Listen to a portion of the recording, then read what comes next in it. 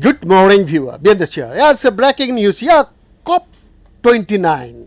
COP29 is over, with developing countries complaining that the 300 billion, about 240 pound a year in climate finance they will receive by 2035 is a paltry sum.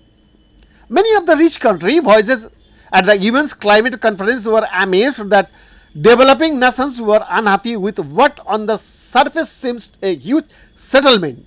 It is an improvement on the current contribution of 100 billion a year. However, the developing world, which had pushed for more, had many genuine issues with the final sum. There were complaints it simply was not enough. It was a mixture of grants and loans, and countries were deeply annoyed by the way the wealthy waited until the last minute to reveal their hand. It is a paltry sum. India's delegate Chandni Raina told other delegates after the deal had been gravelled through.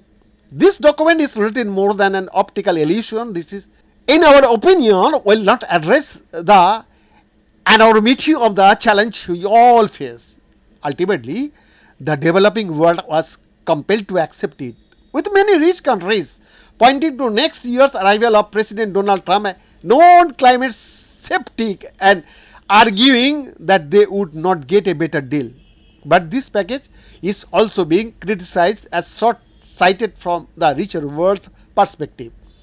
The argument runs that if you want to keep the world safe from rising temperatures, then wealthier nations need to help emerging economies cut their emissions, because that is where 75% of the growth in emissions has occurred in the past decade. New national plans are due to be published next spring to outline how every country will limit their planet warming gases over the next 10 years.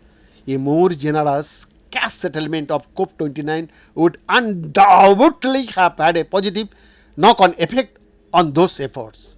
Beyond this exclusive report.